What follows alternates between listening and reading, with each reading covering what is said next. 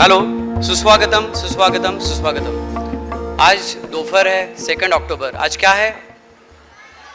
Yes, हमारे राष्ट्रपिता महात्मा गांधी जी की जयंती। तो उस दिन हमने एक टॉक शो अरेंज करने का हमने सोचा था और थैंक यू कि लगभग अभी पूरा ऑडिटोरियम एक 10 मिनट में पूरा हमारा फिलअप हो जाएगा। टॉक शो बोलने के बाद सबसे पहले एक दिमाग में आता है कि टॉक शो में कौन से कोई गेस्ट आने वाला है क्या। तो हमारे गेस्ट आपको पता है बार बार स्टूडेंट और पेरेंट्स यही हमारे गेस्ट रहते हैं, क्योंकि सक्सेस स्टोरी जब बनती है ना तो वो उनके हाथों से बनती है, उनके वजह से बनती है। और रही क्लासेस वालों की बात या विश्वा एजुकेशन की बात, हम तो सभी को सपोर्टिंग रोल बोलकर काम करता है। हम चाहते कि सब स्टूडेंट सब बच्चे क्वालिफाई करें, बट उसके बावजूद भी बार बार वही स्टूडेंट सामने क्यों आता है जो क्वालिफाई करता है। तो उसका राज अगर आपको जानना है तो उसके लिए हमें टॉक शो लेना बहुत ज़रूरी है। इसके पहले कोई है पेरेंट जिन्होंने ऐसे करियर रिलेटेड टॉक शो ऐसे सुने हैं? कोई हाथ ऊपर कर सकता है प्लीज़? यस, है, काफ़ी कम पेरेंट्स है, क्योंकि टॉक शो ये कॉन्सेप्ट काफ़ी कम जगह इम्प्लीमेंट होता है। सक्सेस स्टोरीज बनाने के लिए मुझे लगता है सबसे पहले हम सक्सेस स्टोरीज सिंसियरली सुने, उनका हार्डवर्क, उनकी सिंसियरिटी जब तक हम नहीं सुनेंगे, पेरेंटिंग में जब तक हम बदलाव नहीं करेंगे, मुझे लगता है तब तक हमारे बच्चों की सक्सेस स्टोरीज बनना बहुत टफ है। राइट। तो आज के प्रोग्राम की शुरुआत हम दोपहर में जो स्टार्ट कर रहे हैं, हम स्टार्ट कर रहे हैं, हमारा एक स्टूडेंट है। देखिए आज जो ना टैलेंट का एग्जाम है, टैलेंट का आउटपुट है, टैलेंट के लिए क्लैप होने वाली है। राइट। तो ऐसे ही हमारे पेरेंट, उन्होंने मॉर्निंग में हमें कॉल किया। साउंड ये हो रहा है क्या सर? हेलो, इको हो रहा है? नहीं ना, आ रहा है। तो निशाद हरकल बोलकर एक स्टूडेंट है, 2nd स्टैंडर्ड में, वालूज बजाज नगर विश्वा से लगभग 15 से 20 किलोमीटर दूर रहता है। उन्होंने करस्पॉन्डिंग प्रोग्राम विश्वा का ज्वाइन किया और वो एवरी सैटरडे विश्वा में ड्रॉप करता है। कितनी बड़ी बात होती है जब हम एक एरिया से दूसरे एरिया रहते हैं, उसके बावजूद भी हमारे खुद के विल पावर के वजह से और बच्चों की हार्डवर्क की वजह से हम ट्राई करते हैं कि बच्चों को इतने दूर पिक एंड ड्रॉप करने की कोशिश करते हैं। आज सभी को पता है काफ़ी जगह हम क्लास लगा नहीं पाते, एक ही रीज़न क्या होता है? Pick and drop. करेक्ट है ना? पिक एंड ड्रॉप आसान है कि हार्ड है? आपको क्या लगता है? बच्चों के शेड्यूल मैच करो, खुद के बिजनेस के शेड्यूल मैच करो, जॉब के करो, उसके बाद पिक करो, ड्रॉप करो। काफ़ी सारे पेरेंट्स तो वेटिंग करते हैं। हमारे एक स्टूडेंट है शाश्वत जादव, लास्ट ईयर 6 में थे, अभी 7 में है। आपने देखा होगा काफ़ी बार उसकी जब बैच होती है ना, उसके दादी जी आते हैं और वो नीचे वहीं पे ही 2.5 घंटा बैठते हैं। इसे कहते हैं सेक्रीफाइस, इसे कहते हैं हमारा नेक्स्ट जनरेशन को डेवलप करने का तरीका। काफ़ी बार हमारे main power mother father busy रहते हैं, उस टाइम एक्शन मोड में बार बार हमने देखा है कि काफ़ी सारों के दादाजी और दादी जी, नानी या नाना पिक्चर में आते हैं और बच्चों के एजुकेशन के लिए खुद पिक एंड ड्रॉप करते हैं।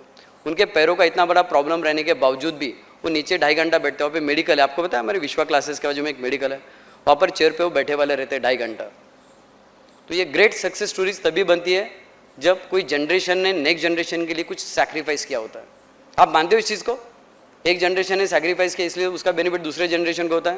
अगर आपको झूठ लग रहा है तो देखिए, हमारे काफ़ी सारे हमारे जो ओल्ड जनरेशन है, यानी हमारे मम्मी पापा, वो देहात में गांव की तरफ रहे और उन्होंने हमें सिटी में भेजा, फाइनेंशियली हेल्प किया, बाद में वो भी आए और ये हमारी सक्सेसफुल जर्नी पेरेंट्स की हुई।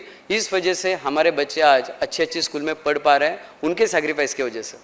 और आपकी सैक्रिफाइस की वजह से आने वाला और अपकमिंग जनरेशन वो बहुत इंपॉर्टेंट है। तो आज के प्रोग्राम की शुरुआत, आप सबको पता है महाराष्ट्र इस स्टेट में रहते हैं, राज्य में रहते हैं, जहाँ पर छत्रपति शिवाजी महाराज का उन्होंने जो किए हुए काम है, उन्होंने एजुकेशन हो या सब रिलेटेड हो, काफ़ी सारा काम करके रखा है। आप सभी को पोवाड़ा पता है पोवाड़ा? यस, जो गाया जाता है, आपने छत्रपति शिवाजी महाराज के जयंती के टाइम पोवाड़े सुने होंगे।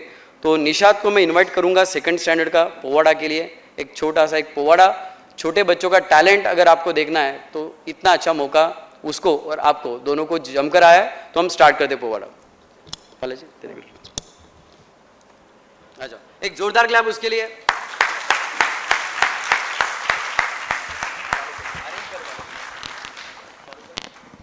ओम नमो श्री जगदम्बे नमन तुझा अंबे करुण प्रारंभे दफावर थापतून तुण्याचा दफावर थापतून तुण्याचा शाहीर हा महाराष्ट्राचा प्राण शाहीर हा महाराष्ट्राचा प्राण शिवप्रभूचं गात गुणगान जीरजी, शिवप्रभूचं गात गुणगान जीरजी.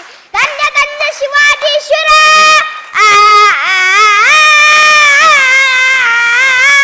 धन्य धन्य शिवाजीश्वर, पराक्रम थोर केले जरदर. बाजूनी पाणी दुष्ट मुगला, बाजूनी पाणी दुष्ट मुगला, घडविला स्वराज्याचा इतिहास. कीर्तीचा डंक बिडे गगनास धीरजी, कीर्तीचा डंक बिडे गगनास धीरजी. आदि नमन करता भगवती, आदि नमन करता भगवती, माय सरस्वती जावी मधुमती. वंदुनी आज तुझ्या चरणा, वंदुनी आज तुझ्या चरणा. तो शनिवर द्याव कवनास, हरकशाहीर गातो इतिहास धीरजी, हरकशाहीर गातो इतिहास धीरजी. मुजरा मानाचा शाहिराचा, महाराष्ट्र भूच्या चरणाचा, महाराष्ट्र भूच्या चरणाचा. धन्य ती जमाली जिथे आधी पाळण्याची दोरी, ती देशाचा उद्धार करी. ज्या माऊलीनं राजाला घडवलं वाढवलं, ज्ञानाचा नाना मृत मालीनं पाजलं, म्हणून शिवाजी राजे जन्माला आले. अवघ्या वयाच्या 16व्या वर्षी राजानं तोरणाला तोरण बांधलं, मर्दमाला जमा केला. तो माझा मला होता सह्याद्रीचा पुत्र महाबळ,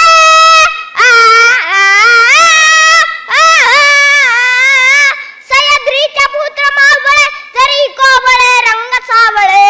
वाती प्राण शुभ खातर, वाती प्राण शुभ खातर. 16 वर्षाचा होता बहादर, असा सुर छत्रपती हलकार झीरजी, असा सुर छत्रपती हलकार झीरजी. आणि असा माझ्या राजाला पकडण्यासाठी खानानं दबकाट मारलेला पंजाचा विडा उचलला आणि गर्जना केली, मालाऊंगा शिवाजी को, जिंदा या मुर्दा, जिंदा या मुर्दा. मग खान निघाला मजलदार मजल करत. तो खान तुळजापुरात आला. मग तुळजापुरात आल्यावर त्या भवानी मातेचा सुमार वाजायला लागला. गोंधळी गोंधळीने आमे अंबाची गोंधळी, गोंधळी गोंधळीने आमे अंबाची गोंधळी. चकाला वा गोंधळ वसुदेव हरिनाम संभारा, चकाला वा गोंधळ वसुदेव हरिनाम संभारा. गोंधळी गोंधळीने आमे अंबाची गोंधळी, गोंधळी गोंधळीने आमे अंबाची गोंधळी. उदा उदा उदा उदा उदा उदा उदा उदा. मग खानाने तुळजापूर सोडलं. मग खान पंढरपुरात आला. मग खानानं पंढरपूर सोडलं. खानच्या डोक्यात एकच विचार चालला होता की आपण शिवाजीला धरणार कधी.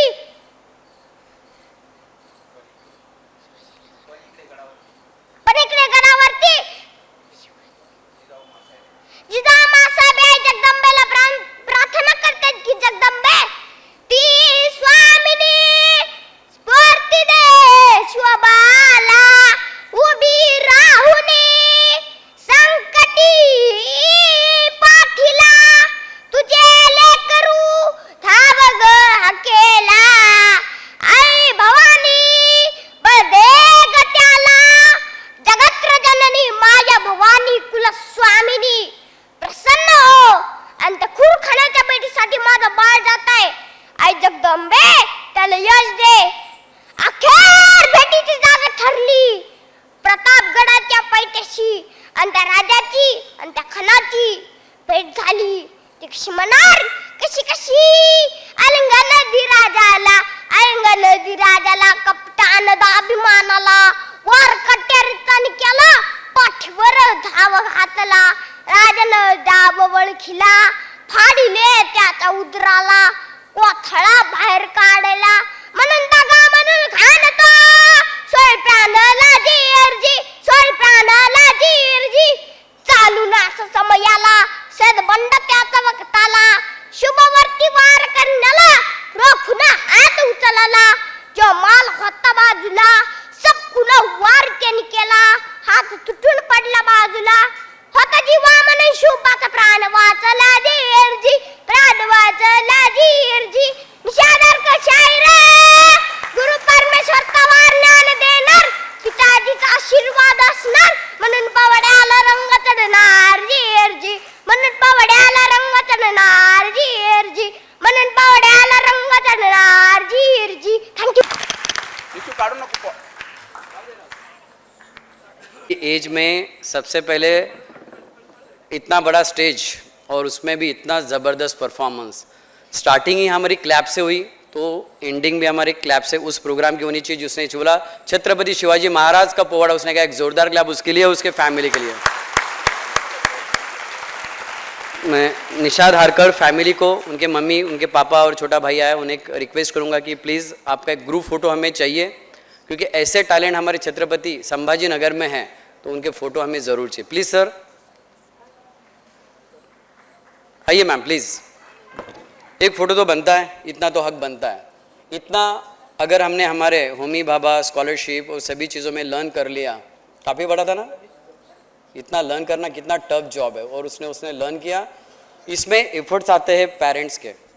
और रश्मि मैम मैं आपको भी इनवाइट करूंगा, डायरेक्टर ऑफ विश्व एजुकेशन की, उनके साथ एक फ़ोटो नीडेड है. यस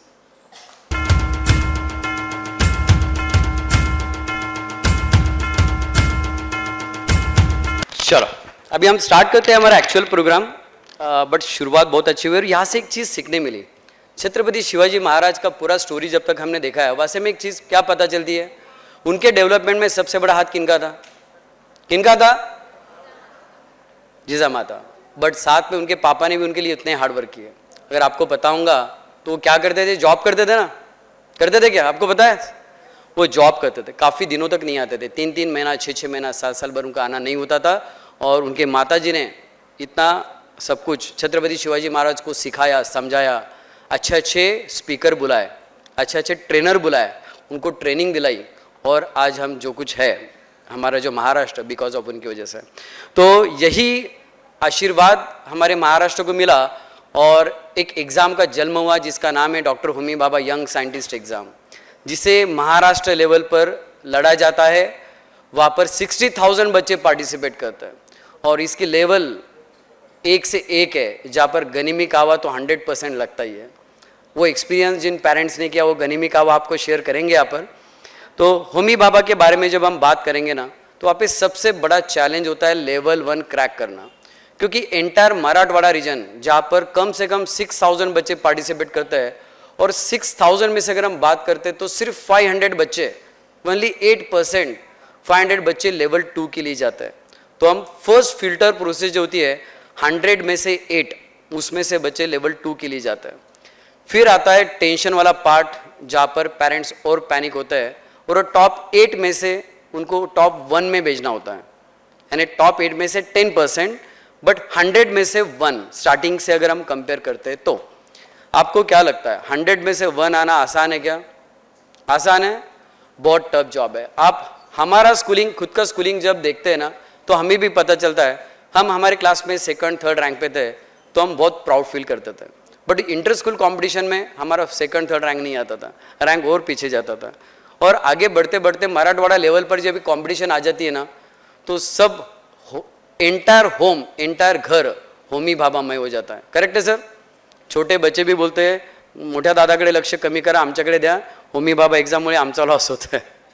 तो ये इसके लिए हम बुलाना चाहते हैं हमारे पेरेंट्स को और स्टूडेंट्स को, जिनके स्टूडेंट के वजह से और इवन पेरेंट के वजह से स्टूडेंट को स्टेज मिल रहा है और स्टूडेंट की वजह से पेरेंट को स्टेज मिल रहा है. ये अपने आप में बहुत बड़ी बात है because of this talk show. एक जोरदार क्लैप उन बच्चों के लिए जिनको हम बुलाना चाहते हैं और उनके पेरेंट्स को बुलाना चाहते हैं.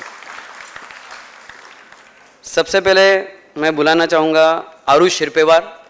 वेलकम आरुष. एक जोरदार क्लैप आरुष के लिए.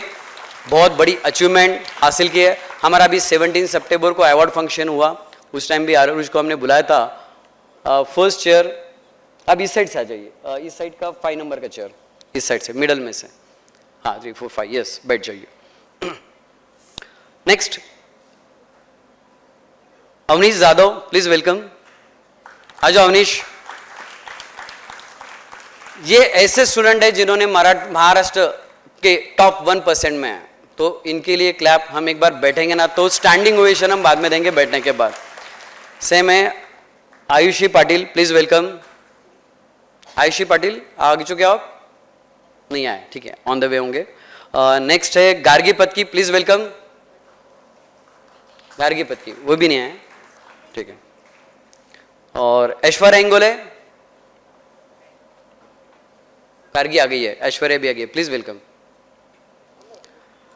और मैं उनके पेरेंट्स को भी इनवाइट करना चाहूंगा, आरुष शिरपेवार के पेरेंट्स, गार्गी पत्की, अवनीश जाधव, आयुषी पाटिल और ऐश्वर्या इंगोले, प्लीज वेलकम।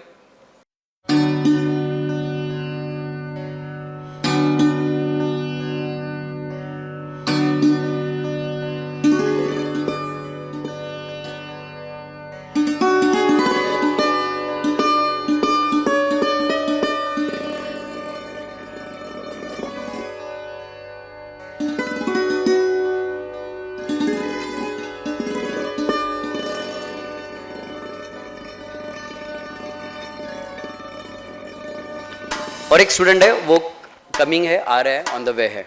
तो इन पेरेंट्स के लिए और स्टुडंट्स के लिए जो महाराष्ट्र में सेम छत्रपती शिवाजी महाराज के जैसे राजा एकच असतो ना, असतो की नाही, तसं हे 100 मधनं एकच आहेत। त्यांच्यासाठी एक स्टँडिंग ओवेशन करून एक जोरदार क्लॅप आपल्याला करायची है। स्टँडिंग ओवेशन प्लीज, थोड़ी तकलीफ दे रहा हूँ आपके घुटनों को, बट जरूरी है स्टैंडिंग ओवेशन, बहुत बड़ी बात है।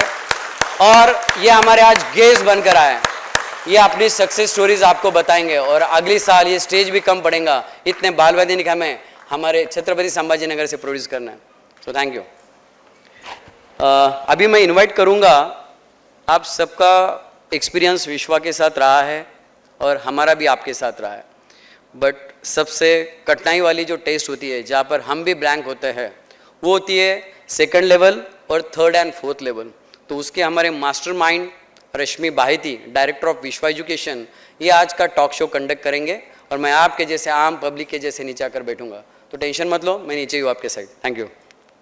रश्मि मैम प्लीज वेलकम।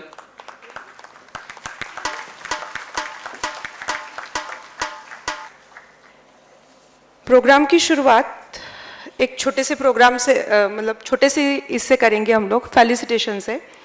मैं चाहती हूँ कि हमेशा पेरेंट्स बच्चों को बेस्ट थिंग हमेशा देना चाहते हैं, राइट? सभी पेरेंट्स एग्री करेंगे दुनिया की बेस्ट थिंग मेरे बच्चे को मिले। तो थोड़ा सा एक ग्रैटिट्यूड बोल के आज हम थोड़ा रिवर्स करेंगे। बच्चे पेरेंट्स को एक छोटा सा गिफ्ट देंगे ताकि उन्होंने जो मेहनत ली है उनके पीछे और उनकी जो सक्सेस स्टोरीज बनी है उसमें मेजर रोल पेरेंट का है अकॉर्डिंग टू अस।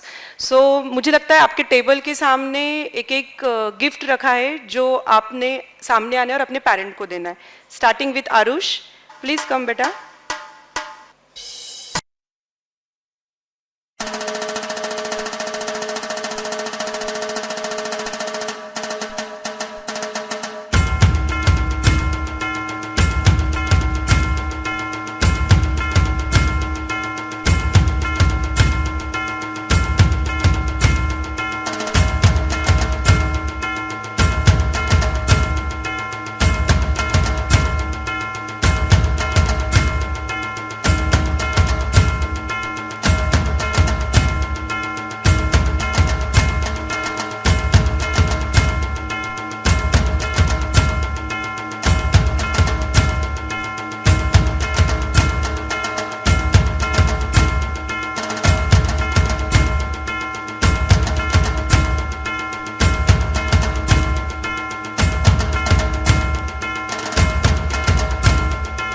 वेट कर रहे हैं कि एग्जैक्टली 20 डेज में हम कैसे क्रैक करें इस होमी पापा को, राइट? तो यही एक थॉट लेके आप आज यहाँ पे आए हो। जैसे आपको पता है कि डिफरेंट लेवल्स होते हैं होमी पापा एग्ज़ाम के, तो ये ऐसे स्टूडेंट्स हैं और ऐसे पेरेंट्स हैं जो सारी ही लेवल क्वालिफाई करके यहाँ तक पहुँचे हैं। मैं पेरेंट्स भी बोलूँगी क्वालिफाई किए हैं क्योंकि मुझे पता है कितना पेरेंट्स का इन्वॉल्वमेंट होता है उसमें। तो 1 बाय 1 मैं एक एक पहले स्टूडेंट से हम लोग क्वेश्चन करते हैं और उसी के साथ उनके पेरेंट्स से करेंगे। ट्राई करूंगी मैं कि सारी लेवल का उनका एक्सपीरियंस आपके साथ वो शेयर करें, इस तरीके से क्वेश्चन डिज़ाइन किए गए हैं। तो starting with Aarush. Aarush, are you ready? Nervous मत हो, जो बिंदास बोल, एज यूजुअल जैसे बोलता है। आरुष, आरुष के क्लास में जब हम एंटर होते थे ना तो हम दोनों को भी ऐसे लगता था कि आरुष का आज नया क्वेश्चन क्या रहने वाला है, प्रिपेयर तो करना ही पड़ेगा, मतलब इस तरीके से एंटर होना पड़ता था। उसकी एक बहुत अच्छी हैबिट है कि हम लोग जो भी टीच करते हैं बिफोर दैट वो रीड करके आता था हमेशा, जहाँ तक हमने ऑब्जर्व किया है। तो मुझे एक पूछना है आरुष तुझे कि ये पहले से ही तेरा टेक्निक है कि टीचर सिखाने से पहले ही तुझे रीड करके जाना है, और प्रिपरेशन तो हाफ वे मतलब कंप्लीट ही होता था उसका उस वजह से, तो डाउट डिफिकल्टीज सो मेनी, बहुत सारे क्रॉस क्वेश्चनिंग करेगा इन बिटवीन क्लास के भी, और जब तक सॉल्व नहीं होते तब तक आगे ही नहीं बढ़ने देता था। तो ये जो आपकी हैबिट है या ये जो स्किल ही बोलूँगी मैं, उसका आपको बाल वैज्ञानिक होने में कितना बेनिफिट हुआ?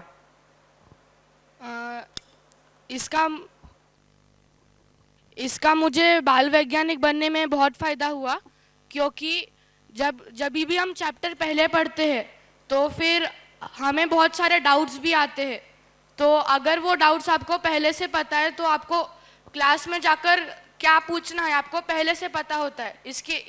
इसके वजह से आपके कॉन्सेप्ट्स बहुत क्लियर हो जाते हैं। ओके, तो कॉन्सेप्ट्स क्लियरेंस की वजह से अल्टीमेटली पेपर सॉल्विंग में भी इजी होता था, राइट? Yes ma'am. तो अभी एक राज हम लोग सब जानना चाहेंगे कि 83 हाईएस्ट स्कोर, राइट? तो उसके लिए आपने कुछ स्ट्रैटेजी प्लान की थी, या पेपर सॉल्विंग टेक्निक क्या है आपकी जो बाकी बच्चों को भी यूजफुल रहे? जब वो पेपर सॉल्व करेंगे तो कौन सी चीज़ों पे उन्हें ध्यान देना है, और टाइम मैनेजमेंट कैसे करना है ताकि अच्छे स्कोर ले पाए वो भी?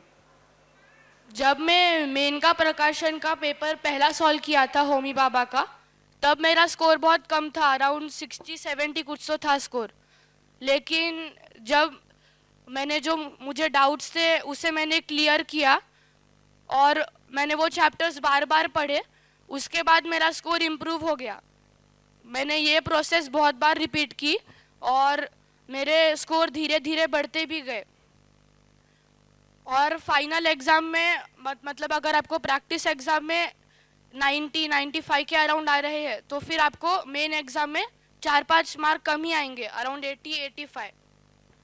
ओके, तो बच्चों टेंशन दे दिया है उसने। देखो प्रैक्टिस पेपर में आप जो भी स्कोर करने वाले हो उससे 4-5 मार्क्स प्लस और माइनस पकड़ के चलना आपने, ठीक है?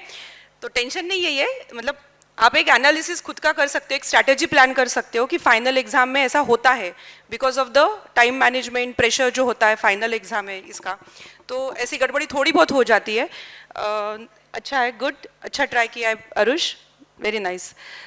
सो मैं माइक आपको पापा को हैंड ओवर करना है। सर से क्वेश्चन है मेरा, एक एड ऑन चीज़ करना चाहूँगी जो आरुष ने बोली उसी में ही, कि अभी क्या हुआ है, काफ़ी फुल पैटर्न पेपर स्टार्ट हो चुके हैं इस बैच के, इस साल के हमारे। हमने कल ऑब्जर्व किया कि काफ़ी सारे बच्चे वो टेंशन के मारे आए ही नहीं कि मुझे कम स्कोर आएगा, प्रिपरेशन नहीं है, तो बहुत सारे फैक्टर। तो आरुष ने जैसे बताया कि इनिशियल उसका भी स्टार्ट अराउंड 60-65 मार्क्स से ही हुआ था, और फाइनल आप देख सकते हो विद इन 1 मंथ जो प्रैक्टिस पेपर चलते हैं, फाइनल स्कोर 83 तक पहुंचा था। तो ये स्लो प्रोसेस है, स्टेप बाय स्टेप प्रोसेस है, तो आपको भी बिना टेंशन लिए हुए फुल पैटर्न पेपर्स अच्छे से देना है ताकि स्लोली आप मतलब ग्रेजुअली आप भी आपके मार्क्स बढ़ा सकते हो, ठीक है? तो ये टेंशन नहीं लेना इनिशियल पेपर में ही कि अब क्या होगा, इतने कम मार्क्स आ गए, अब तो मैं क्वालिफाई हो ही नहीं सकता। सो डोंट वरी, स्लोली जाओ, आराम से जाओ और टारगेट अचीव करो, राइट? सो नेक्स्ट क्वेश्चन सर आपके लिए। सबसे पहली बात तो फर्स्ट और सेकेंड लेवल तो बच्चे अपने लेवल पे कर लेते हैं, मतलब थोड़ा बहुत सपोर्ट लगता है पेरेंट्स का, no doubt, but major support आ जाता है या रोल प्ले करता है पेरेंट का इन 3rd and 4th लेवल। मुझे लगता है सारे ही पेरेंट्स एग्री करेंगे इस बात के लिए, राइट? बच्चों का कम, अपना ही प्रोजेक्ट ज़्यादा होता है वो, और सभी पेरेंट्स का कहना होता है कि बाबा हम लोगों ने हमारे पीजी में किए थे वो प्रोजेक्ट बच्चों को हमको अभी से करवा के देने पड़ रहे हैं यहाँ पे। तो यहाँ पे सर का और मैम का, मतलब आरुष की मामा और पापा दोनों का ही 100% इन्वॉल्वमेंट था, हमने देखा है। कम से कम 5 to 6 मीटिंग्स हुई थी हमारी उस बारे में, और each and every step, each and every strategy इतनी केयरफुली प्लान की गई थी आरुष के लिए। मतलब उसके दादाजी का भी इन्वॉल्वमेंट मैं बोलूँगी कि बहुत था, कि इस प्रोजेक्ट में उन्होंने भी इनपुट्स बहुत सारे डाले थे, जितना हमारा कम्युनिकेशन होता था उससे समझ में आता है। तो सर 3rd 4th लेवल में आपकी प्लानिंग, आपकी स्ट्रैटेजी, और दूसरी चीज़ कि उसको काफ़ी सोशल फेम भी मिला उस प्रोजेक्ट के लिए, क्योंकि प्रोजेक्ट ही बहुत यूनिक चुना गया था उसके तरफ से। तो पेपर में न्यूज़पेपर कवरेज, उसके साथ साथ उसका लोकमत ने शॉर्ट्स लेते थे, लोकमत में वीडियो भी बनाया था उसका रिलेटेड टू दैट, उनके यूट्यूब पेज पे भी अवेलेबल है।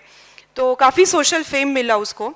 तो ओवरऑल इस जर्नी का एक्सपीरियंस और आपको क्या लग रहा है कि थर्ड फोर्थ लेवल तक अगर किसी बच्चे को पहुंचना है तो कौन सी स्किल वो डेवलप अभी से करे ताकि उसका बेनिफिट हो?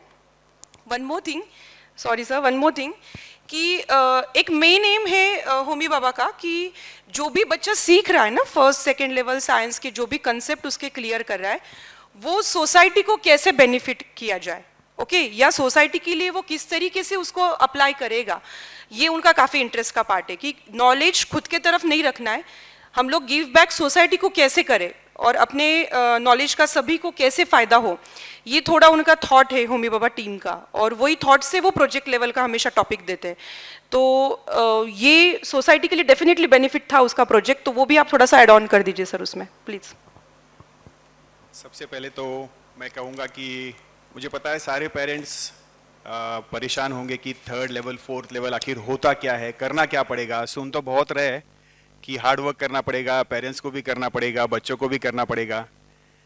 ये इसका ज़्यादा आप चिंता मत कीजिए, पहला फर्स्ट लेवल सेकंड लेवल हो जाएगा। धीरे धीरे जैसे आप आगे जाओगे मैम का हेल्प रहेगा, सर का हेल्प रहेगा, वो बताएंगे आपको कि आगे एग्जैक्टली करना क्या है। स्टेप वाइज मैम सेशंस लेते जाएंगे, आपको बताएंगे कि प्रोजेक्ट क्या होता है, इंटरव्यू क्या होता है। फिर जैसे जैसे आप उसमें जाओगे तो मैम का प्लानिंग बहुत अच्छा है।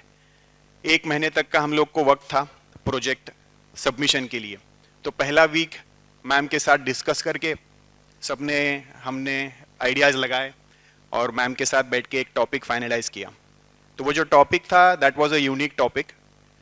टॉपिक था कि best out of cigarette waste. बहुत लोगों को ये मालूम नहीं होता है कि सिगारेट का जो बट्स होते हैं वो यूजुअली सब लोग ऐसे ही ट्रैश कर देते हैं। छोटी सी चीज़ है लेकिन ये पर्यावरण में जब जाती है तो इसकी वजह से काफ़ी पोल्यूशन होता है। एनिमल्स के लिए हो गया, अगर ये वाटरवेज में जाता है तो पानी पोल्यूट हो जाता है। तो काफ़ी कम लोगों को पता है कि ये रिसाइकल करके इससे यूज़फुल चीज़ें भी बनाई जा सकती है। तो आरुष ने इसके बारे में स्टडी किया, ऑनलाइन सर्च किया, हमने भी उसे काफ़ी हेल्प की। और दिल्ली में एक फैसिलिटी है नोएडा में जो इसको रिसाइकल करती है, तो उसके साथ आरुष ने उनके साथ he went in touch with them, he got some ideas from them, और उन्होंने भी कहा कि आप अगर इसमें कुछ करना चाहते हो तो हम आपकी हेल्प करेंगे। तो आरुष ने जो टॉपिक लिया था वो था कि स्प्रेडिंग अवेयरनेस अबाउट दिस। लोगों को मालूम नहीं है कि ये हो सकता है। तो we literally went on to the field. Ma'am ने भी हमको आइडियाज़ दिए कि इसको कैसे करना चाहिए। यूथ फाउंडेशन है, प्रयास यूथ फाउंडेशन, वो लोग भी एनवायरनमेंट के लिए काफ़ी काम करते, तो उनका भी हमने हेल्प लिया। और एक्चुअली फील्ड पे जाके, यानी जो पान शॉप्स होते हैं औरंगाबाद में, आपको पता नहीं होगा लेकिन जब हम सर्वे के लिए उतरे तो पता चला कि 1000 एक पान शॉप तो आराम से होंगे। तो इसमें से अराउंड 37 पान शॉप्स विजिटेड, 40-50 पान शॉप्स हमने विजिट किए, उन लोग को उसके बारे में गाइडेंस दिया। आरुष ने एक छोटा सा एक बॉक्स बनाया था जिसके अंदर सिगारेट बट्स लोग डिस्पोज करते हैं, तो वो रिसाइकल फैसिलिटी को भेजा जा सकता है। तो इस तरह से अवेयरनेस स्प्रेड करके पान शॉप ओनर्स को, वहाँ काम करने वाले लोगों को समझाया कि इसके वजह से कैसे 3 तरीके से फ़ायदा हो सकता है। एक तो रिसाइकल होगा, एनवायरनमेंट भी बचेगा, और नोएडा में जो लोग काम कर रहे हैं उनको इसका रोज़गार भी मिलेगा। और ये जो करते हैं तो पान शॉप ओनर को भी इसके बदले में उस कंपनी की तरफ से बेनिफिट मिलता है।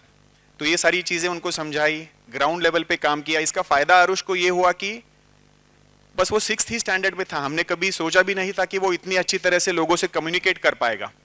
उसके साथ उसके 2-4 दोस्त भी थे स्कूल से, कॉलोनी से, जिन्होंने हर बार उसकी हेल्प की है। तो जहाँ भी हम जाते थे, हम पहली बार देखा कि हम लोग को एक बार बताना पड़ा कि उनको बताना क्या है, पूछना क्या है, समझाना क्या है। उसके बाद जब आरुष ने किया, slowly he started improving. So I would thank this exam, I would thank विश्वा कि इस अपॉर्चुनिटी की वजह से उसका कम्युनिकेशन स्किल भी काफ़ी ड्रास्टिकली इम्प्रूव हुआ है। उसके बाद जब उसने ये प्रोजेक्ट सक्सेसफुली किया, he was able to collect some 3000 odd cigarette butts and send it to the facility in Noida. तो उनकी तरफ से एक सर्टिफिकेट भी मिला कि आपने पर्यावरण के लिए बहुत अच्छा काम किया है। ये जब लोकमत वालों को समझ में आया तो दे थॉट कि हम लोग ने भी इसका इंटरव्यू लेके इसको सोशल मीडिया पे डालना चाहिए। तो जिस दिन उसका इंटरव्यू था, क्योंकि आरुष ने हर स्टेप में ये सब किया है, हर जगह वो जाता था, हर जगह कम्युनिकेट करता था, सारी जगह पे उसी ने सब कुछ किया था। तो जब इंटरव्यू उन्होंने लिया तो फर्स्ट टेक में ही सारे 4-5 सवालों के उसने जवाब इतने सुंदर तरीके से दिए। आप देख सकते हो, यूट्यूब फेसबुक पे अवेलेबल है, आरुष शिरपेवार नाम से आप देखोगे तो मिल जाएगा। तो वो एक ही सिंगल टेक में वो वीडियो उसने जब किया तो हम भी बहुत खुश हो गए कि इस एग्जाम की वजह से उसका कम्युनिकेशन स्किल भी इतना ड्रास्टिकली इंप्रूव हुआ है। साइंस का नॉलेज तो बड़ा ही था, प्रैक्टिकल एग्जाम है, थ्योरी एग्जाम है, 500 ऑड एक्सपेरिमेंट्स बच्चों ने थियोरेटिकली और प्रैक्टिकली वहां पे किए हैं। आप समझ सकते हो 500 एक्सपेरिमेंट्स किसको कहते हैं। हम जब स्कूल में थे तो हार्डली कुछ एक्सपेरिमेंट्स करते थे जो हम लोग बस ऑन पेपर ही हुआ करता था, प्रैक्टिकली भी होता नहीं था। लेकिन इस एज में, इस लेवल पे बच्चों ने अगर इतने एक्सपेरिमेंट्स किए हैं, थियोरेटिकली समझा है, प्रैक्टिकली किया है, तो आपका रैंक भले ही आए ना आए वो जरूरी नहीं है।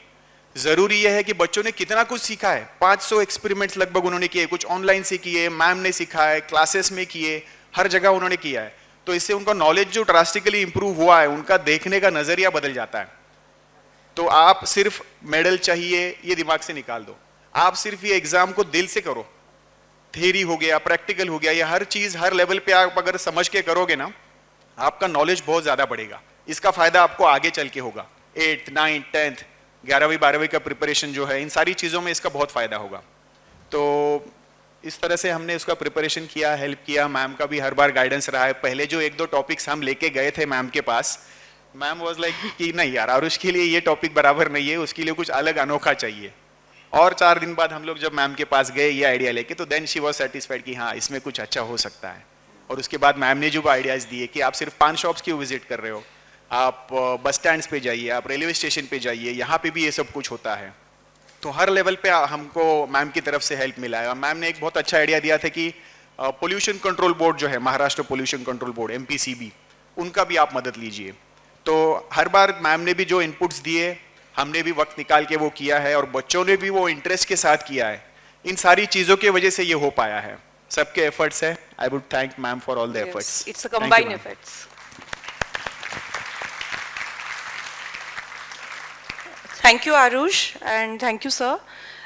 एक एम हमारा ये है कि आप सोचोगे कि मैम आपने तो बताया 20 डेज में क्रैक कैसे करी, इसलिए हम सुनने आए हैं, तो आप ये 3rd 4th लेवल का बता रहे हैं, अभी तो पहला लेवल तो क्वालिफाई होने दो। बट बताना ज़रूरी क्यों है पता है क्या, कि बच्चों को भी समझ में आए कि फर्स्ट लेवल अगर क्रैक करे तो आगे क्या क्या होने वाला है, राइट। बहुत नई ऐसी यूनिक चीज़ें करने उनको मिलेगी, वो एक्सपीरियंस मिलेगा जो नॉर्मल स्कूल स्टडीज से तो एक हद तक मिलता है।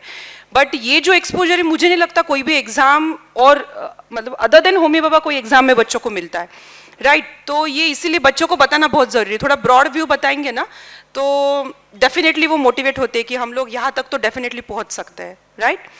सो thank you. Next question for the Avneesh. Avneesh, are you ready? Okay. Avneesh हमारा इतना साइलेंट बंदा है कि क्लास में रहता है नहीं रहता है समझ में नहीं आता है टीचर को, इतना शांत बोलता है, शांत बैठता है एकदम। तो मुझे एक पूछना है कि उसका एक ऑब्जर्व किया हमने, रीडिंग बहुत स्ट्रांग है, उसको काफ़ी सारे बुक्स भी पढ़ना बहुत पसंद है, कभी कभी क्लासेस में भी लेके आता है। उसके वजह से एक बार डांट भी खाए वाली कि विद इन लेक्चर पढ़ना नहीं हम लोगों ने, राइट। मतलब डांट इन द सेंस बोला है उसको। तो ये रीडिंग स्किल डेफिनेटली मुझे लगता है कि हेल्प की होगी आपको होमी बाबा के लिए। क्या लगता है आपको ये आपकी स्किल आपको कितना बेनिफिट करी फॉर दिस एग्जाम? होमी बाबा में मैंने सारे मॉड्यूल्स और टेक्स्ट बुक्स विश्वा के और स्टेट बोर्ड के भी 2-3 दिनों में पढ़ लिए थे। तो फिर इससे मुझे ज़्यादा बार रिवीजन करने में बहुत मदद हुई। राइट। है ऐसे कोई स्टूडेंट्स जिनको रीडिंग बहुत स्ट्रॉन्ग है और ऐसा कर सकते? देखो 2 to 3 डेज में उसने पूरा सिलेबस फिनिश अप किया था। सो बहुत सारे बच्चों का क्वेश्चन था एग्जाम स्टार्ट होने से पहले, मैम इतना बड़ा सिलेबस कैसे कंप्लीट करेंगे हम लोग? तो देखो आपको ये जो रीडिंग स्किल है ना आपकी, वो आपकी नैया पार लगा देगी डेफिनेटली। यस बेटा, कंटिन्यू। ये रीडिंग स्किल से फास्ट होता था और क्वेश्चंस भी समझते थे। तो विश्वा का क्वेश्चन बैंक था, मैंने वो सॉल्व किया और फिर उससे ही मैंने बहुत ज़्यादा रिवीजन की थी होमी बाबा के पहले, मतलब। ओके, तो नाइस। उससे क्वेश्चंस अंडरस्टैंड करने में भी मदद हुई। गुड। तो देखो उसने रीडिंग के साथ साथ क्वेश्चन बैंक पे ज़्यादा फोकस किया, question each and every question solve किए उसने, और because of the reading skill उसको अंडरस्टैंडिंग भी बहुत फास्ट होता था और इसकी वजह से वो इजीली वहाँ पे पहुँच पाया। और एक चीज़ मैं ऐड ऑन करूँगी कि लास्ट ईयर का कट ऑफ ना 60 था, और जितने भी बच्चे क्वालिफाई हुए थे जो नेक्स्ट लेवल मतलब बाल वैज्ञानिक तक पहुँचे, उसमें मुझे लगता है अवनीश को 68 थे मार्क्स, राइट? तो हम लोग अगर बात करें ना तो फर्स्ट लेवल का 30% मार्क्स काउंट होते for the next level, okay? तो एक इम्पैक्ट आता है पूरा लास्ट में फर्स्ट लेवल के स्कोर का आपके। तो फर्स्ट लेवल का स्कोर अच्छा ही है, 68 कोई कम नहीं है, बहुत अच्छा स्कोर है, बट उसने प्रैक्टिकल लेवल में बहुत जंप किया because of the observation skill. उसका प्रैक्टिकल लेवल का स्कोर बहुत अच्छा है। तो इस बारे में कुछ बताओगे बेटा आप कि प्रैक्टिकल लेवल का आपको किस तरीके से प्रिपरेशन किया या क्यों इतना अच्छा स्कोर कर पाए आप? तो प्रैक्टिकल में मुझे विश्वा में जो सारे एक्सपेरिमेंट्स किए थे मैंने उनसे ही रिवाइज किया था प्रैक्टिकल के लिए। सो सारे मेरे एक्सपेरिमेंट्स अच्छे से समझ गए मुझे विश्वा के एक्सपेरिमेंट्स के फोल्डर के वजह से। ओके ओके, ठीक है। रिवीजन स्ट्रांग है और टाइम मैनेजमेंट बहुत अच्छा है। और एक चीज़ कि वो एनर्जी वेस्ट नहीं करता, अपनी रिजर्व रखता है, जहाँ पे चाहिए वहीं पे बोलता है, right? It's good thing. So thank you Avneesh, अच्छा गाइडेंस दिया है आपने बच्चों को। अभी मैं मम्मा को क्वेश्चन पूछूंगी। यस मैम, तो मतलब लाइक एवरी टाइम अवनीश बहुत कूल है मैम, बिल्कुल टेंशन नहीं, अवनीश करेगा मैम उसके स्पीड से, डोंट वरी, हो जाएगा। तो मैम का हमेशा पॉजिटिव पेरेंटिंग पे बहुत ज़्यादा फोकस रहा है, बिल्कुल प्रेशर नहीं, calm and cool, and time to time meeting तो होती ही रहती है टीचर्स के साथ। तो एक ही मीटिंग में हम लोगों को एक चीज़ ध्यान में आई थी कि जब फुल पैटर्न पेपर चल रहे थे तब क्या हुआ था, अवनीश के साथ एक गड़बड़ी हो गई, उसने ना सर्कलिंग रॉन्ग कर दिया। मतलब बच्चों को आदत होती है ना, नंबर ऑफ क्वेश्चन सॉल्व करेंगे क्वेश्चन पेपर पे एंड देन फिर सर्कलिंग साथ में करते हैं। तो इस टेक्निक की वजह से हुआ क्या कि एक सर्कलिंग में गड़बड़ हो गई और नीचे के पूरे सारे क्वेश्चंस उसके रॉन्ग हो गए सीरीज। तो ये हमको मतलब मुझे लगता है मैम सेकेंड या थर्ड पेपर के बाद ध्यान में आया था हम लोगों को ये चीज़। उसके फाइनल हाँ फाइनल एग्जाम में भी हुआ था, राइट? तो इसकी वजह से जो एक्सपेक्टेड स्कोर था उससे भी हम लोग थोड़ा पीछे हो गए थे। तो इस वाले पॉइंट पे आप क्या फोकस करोगे, मतलब बच्चों को क्या कहना चाहोगे और कौन सी चीज़ पे उसने ध्यान देना चाहिए? आपकी रिएक्शन क्या थी जब आपको ये चीज़ समझ में आई तब? एक्चुअली जिस दिन लेवल 1 थियोरी एग्जाम थी उस दिन मेरे सगी ननन के यहाँ शादी थी, तो अवनीश उसके नानी के साथ एग्जाम देने गया था। जब मैंने उसको फ़ोन करके पूछा जब वो ऑन द वे था कि एग्जाम कैसी गई ऐसे, तो फिर उसने तब मुझे बताया की मम्मा माझे ना 10 क्वेश्चन्स तर पूर्ण रॉंगच होऊन गेले, कारण मध्ये मी एक क्वेश्चन लीव केला आणि मग तो त्याला वाटलं की वेळ अपूर्ण आहे म्हणून। तो फिर तब वो बहुत सैड और डिसअपॉइंटेड फील कर रहा था, लेकिन मुझे रेट्रोस्पेक्टिवली लगता है कि मैंने तब बहुत ही कूल रिएक्ट किया। मैंने उसको बोला कुछ नहीं, 10 गए हैं ना तेरे, 90 क्वेश्चंस बाकी कैसे गए वो बता, 10 तो गए ठीक है, अभी तुझे पता चल गया है। तो वेरी नाइस। तो उसका ये था कि हाँ बाकी के 90 क्वेश्चंस मेरे इजी गए। जब हम लोगों ने चेक किया तब एक्चुअली उसके वो 10 क्वेश्चंस अगर वो करेक्ट मार्क करता तो वो सारे ही बाई चांस वो 10 करेक्ट थे, तो उसका स्कोर 68 के बजाय 78 होता। लेकिन जो है वो क्वालिफाई हो गया। उसका एक ही क्वेश्चन था कि मैं क्वालिफाई तो हो जाऊंगा, तो हम लोगों को लगा 90 में से समहाउ वो 60 प्लस तो पहुंच जाएगा क्योंकि उसका रीडिंग अच्छा था। तो मुझे as a mother as a parent ऐसे लगता है कि जो फर्स्ट रिएक्शन रहती है कोई भी चीज़ अपने बच्चों के लाइफ में हो जाए, उसकी जो फर्स्ट रिएक्शन रहती है वो बच्चे कभी नहीं भूलते। तो जो भी मिस्टेक्स करते हैं बच्चे, लेवल 1 हो, लेवल 2, लेवल 3, स्कूल की एग्ज़ाम, स्कूल के कुछ उनकी गलतियां हो जाती हैं, तो please be supportive and encouraging, और गलतियों से सीखते ही हैं बच्चे। मैंने अवनीश को फिर बाद में 2-3 दिन बाद जब वो थोड़ा सा नॉर्मल हो गया तब बताया कि ये तो बहुत ही छोटी एग्ज़ाम थी, तेरी 6th स्टैंडर्ड की एग्ज़ाम थी होमी बाबा की, बट फर्स्ट स्टेप थी और तू अभी ज़िंदगी भर याद रखेगा, कभी ये गलती नहीं करेगा कि आते वक्त तेरा स्कोर कम हो गया, तुझे 10 क्वेश्चन आ रहे थे। तो मैं कहूँगी बच्चों को जो अभी लेवल 1 के लिए 20 डेज बचे हैं, learn from your mistakes. Exam skip मत करो, एग्जाम्स देने जाओ, जो मिस्टेक्स होंगी सपोज 100 में से 50 मिल जाते हैं, तो वो 50 क्यों रॉन्ग हुए हैं, वो मिस्टेक्स क्यों हुई है वो देखिए, तो आपको फाइनल एग्जाम में वो मिस्टेक्स रिपीट नहीं होंगी। और अवनीश के मिस्टेक से भी सीखिए, ये ऐसी मिस्टेक मत करना कि मार्किंग की वजह से मार्क्स चले गए। पढ़ाई की है तो keep your cool during those 2 hours या 3 आवर्स जो भी वो एग्जाम का ड्यूरेशन है।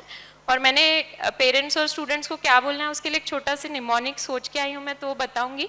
MPSC जो एक पॉपुलर एग्जाम है for the civil services in Maharashtra, तो मैं कहूँगी मिस्टेक्स कीजिए।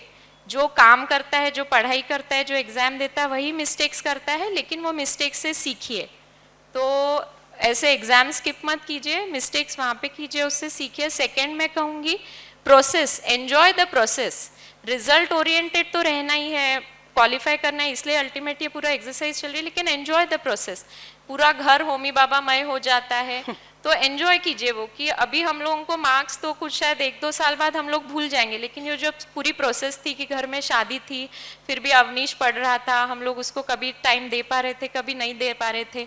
अभी तुम लोग कभी एग्जाम स्कूल का एक कोई दिन मिस कर दोगे, पढ़ाई करोगे, तो वो एन्जॉय द प्रोसेस, पढ़ाई एन्जॉय करो। मार्क्स तो बाय प्रोडक्ट है, जैसे मिल ही जाएंगे। फिर मैं कहूँगी कि सिस्टमैटिक रहिए। अभी 20 डेज हैं तो मेक अ सिस्टमैटिक प्लान कि आपको इतने क्वेश्चन सॉल्व करने हैं, इतने टेक्स्ट बुक्स रीड करनी है, इतने पेजेस है, हिसाब लगाइए कि सपोज 200 पेजेस है तो पर कर दीजिए, तो सिस्टमैटिकली स्टडी कीजिए। और लास्ट C फॉर कूल, तो जितनी भी पढ़ाई की है, जो प्रोसेस किया है, रीडिंग किया है, सिस्टमैटिकली प्रिपेयर किया है, तो एग्जाम के टाइम कूल रहिए। 4-5 कॉन्जिक्यूटिव क्वेश्चंस आपके रॉन्ग हो जाते तो घबराइए मत, अरे मुझे तो 4-5 क्वेश्चंस नहीं आए, अभी आगे क्या होगा। तो 95 क्वेश्चंस है और it's a very good exam, बहुत सारी चीज़ें सिखाएगा वो, लेवल 1 से लेके लेवल 4 तक फॉर पेरेंट्स एंड स्टूडेंट्स। तो एन्जॉय द प्रोसेस, और जो सीखने को मिलता है वो ज़िंदगी भर के लिए आपके पास एक बहुत बड़ा इन्वेस्टमेंट रहेगा ऐसे, जो आपको आगे बहुत सारे रिटर्न्स देगा। और मैं मैम को थैंक्स कहूँगी, मैम अवनीश जैसा है और मैं भी जैसी हूँ, लेकिन वो लोग हरदम सपोर्टिव रहे। हम लोग कभी क्लासेस मिस कर देते, कभी टेस्ट मिस करते थे, लेकिन मैम बहुत एनकरेज करती थी कि नहीं कोई नहीं होता, एक टेस्ट मिस किया, अपन आगे का अच्छे से करेंगे। तो थैंक यू मैम, और सब पेरेंट्स और बच्चों को बेस्ट विशेस। और मैं आशा करती हूँ कि जब नेक्स्ट ईयर प्राइज डिस्ट्रीब्यूशन होगा तब आप लोग सब इस साइड होंगे और हम लोगों को आपके फोटोज मैम के स्टेटस पे देखने को मिलेंगे। So all the best, enjoy. Thank you so much ma'am. So बच्चे लोगों के लिए एक चीज़ मैं फोकस करूंगी कि जैसे अवनीश के मम्मा ने कहा कि मिस्टेक कीजिए और उससे सीखिए, तो ये आपने इतना ही चीज़ ध्यान नहीं रखना है कि हाँ हम लोगों को स्कोप मिल गया अभी मिस्टेक करने का और सीखने का भी मतलब क्या होता है, बच्चे अपने फ़ायदे की चीज़ें बहुत अच्छे से ले लेते हैं। तो ये बोलना बहुत ज़रूरी है कि ये स्कोप कब है कि बाबा आप अच्छे से प्रिपेयर कर रहे हो, 100% दे रहे हो आपका, बट स्टिल हाँ बाबा होती है, ह्यूमन बीइंग है, मिस्टेक तो होनी ही वाली है। तो उससे हम लोगों को क्या सीखना है, तो अल्टीमेटली वो अवॉइड कैसे की जाए लास्ट पेपर में, बराबर है, ये चीज़ सीखना है। और मैम बहुत ही अच्छा गाइडेंस दिया आपने, thank you so much. And Avneesh मस्त एकदम, okay. So next question for the Gargi,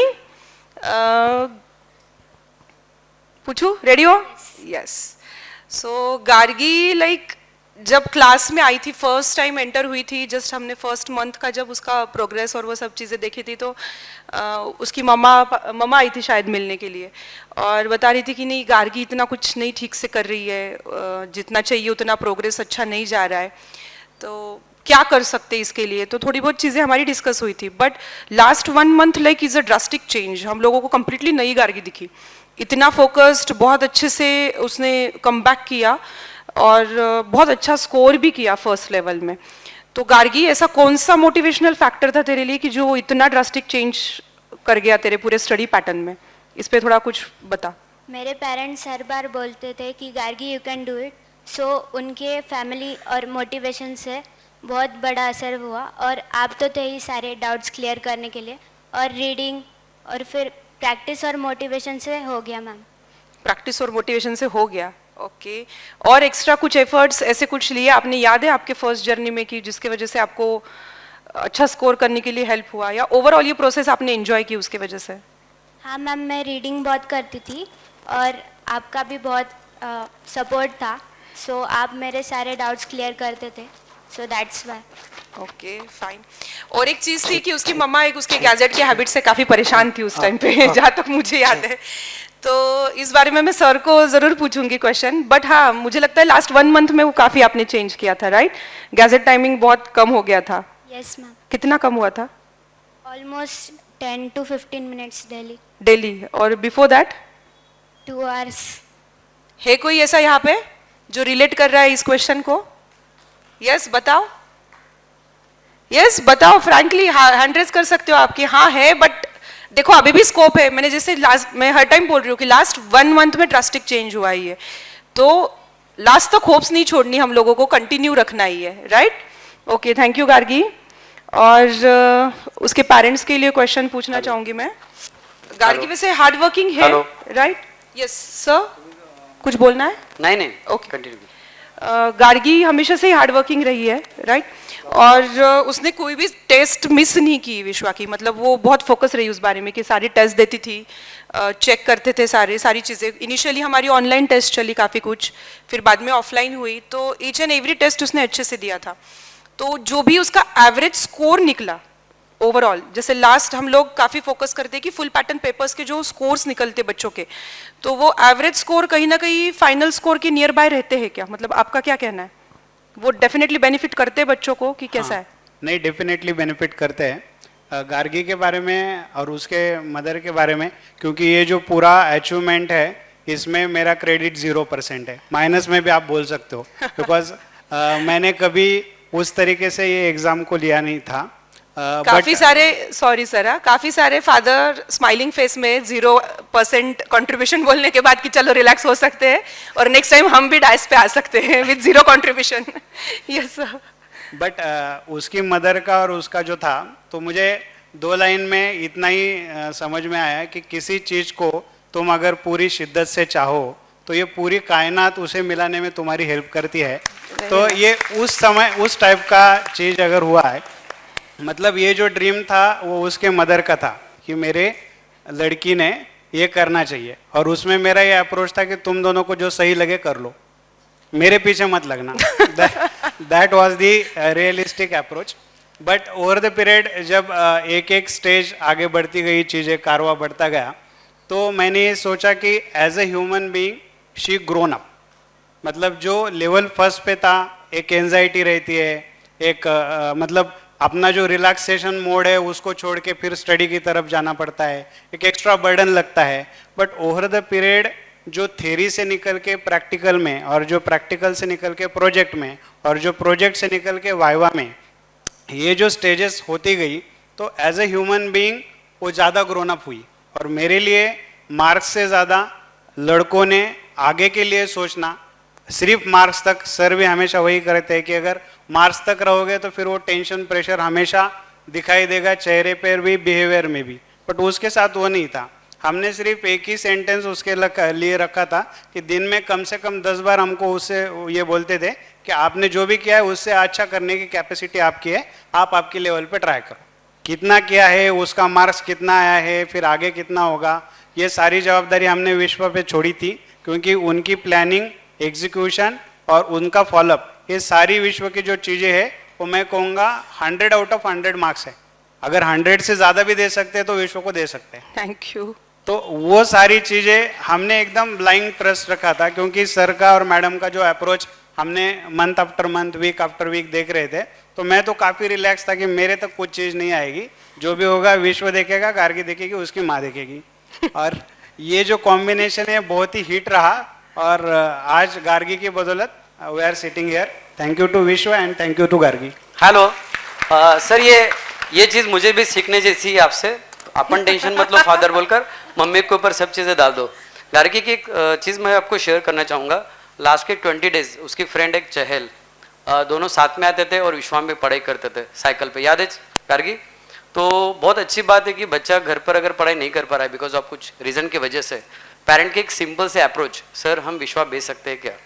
yes, आओ सेल्फ स्टडी करो। और वो सेल्फ स्टडी के लास्ट में जब रिजल्ट आया तो मिराकुलस था। तो great Gargi, thank you. So sir के टॉक से पेरेंट्स लोगों को बहुत अच्छा गाइडेंस मिला होगा।